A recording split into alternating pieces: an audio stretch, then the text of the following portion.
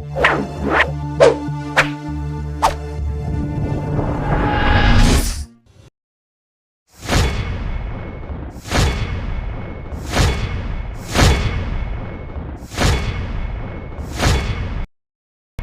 को बागी बलिया कहा जाता है क्योंकि इसके तेवर में बगावत है। बलिया वो है जहां आजादी से 5 साल पहले ही तिरंगा फहरा दिया गया था। बात आजादी के बाद की राजनीति की करें तो तब भी इसके तेवर बागी ही रहे हैं। स्वतंत्रता के बाद जब 1952 में पहली बार लोकसभा चुनाव था, तब कांग्रेस पार्टी ने यहाँ के लोगों की मर्जी के खिलाफ मदन मोहन मालवीय के बेटे गोविंद मालवीय को टिकट थमा दिया।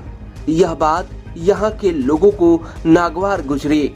बलिया ने फिर अपना बागी तेवर दिखाया और कांग्रेस की लहर में निर्दलीय मुरली मनोहर को जीत दिला दिल्ली भेज दिया। 1957 में कांग्रेस ने यहाँ अपनी खोई साख फिर वापस पाली। कांग्रेस ने यहाँ राधा मोहन सिंह को मैदान में उतारा और जीत दर्ज की। बलिया में कांग्रेस पार्टी का जलवा 1971 तक कायम रहा। नेता जरूर बदलते रहे। कभी कांग्रेस को हराने वाले मुरली बाबू कांग्रेस की टिकट पर भी 1962 में सांसद बने। 1967 और 1971 में चंद्रिका लाल ने यहां से जीत दर्ज की।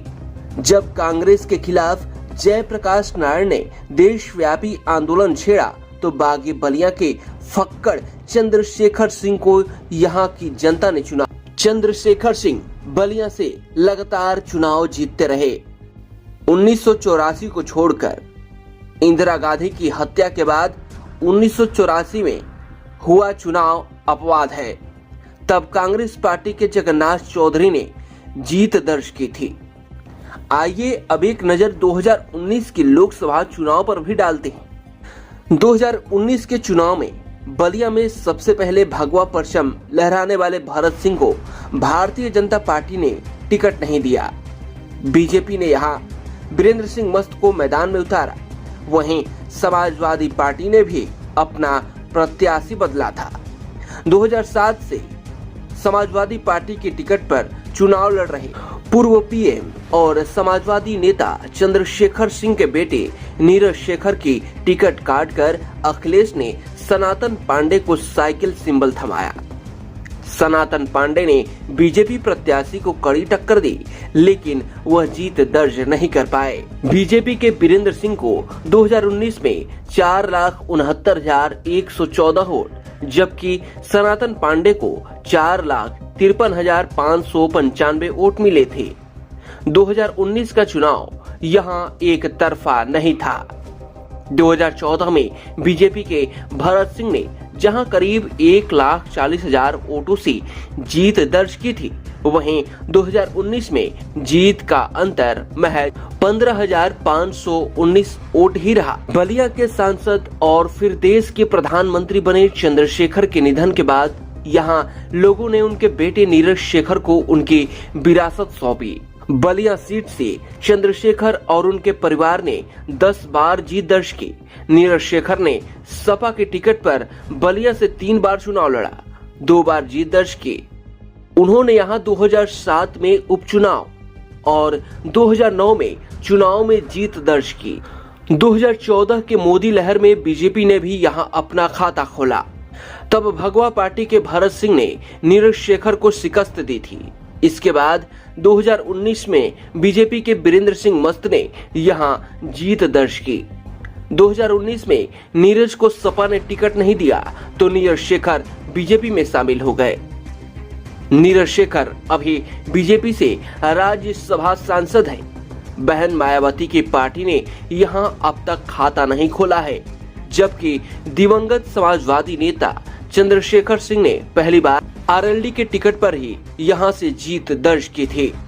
आइए समझते हैं बलिया का जातीय समीकरण क्या है।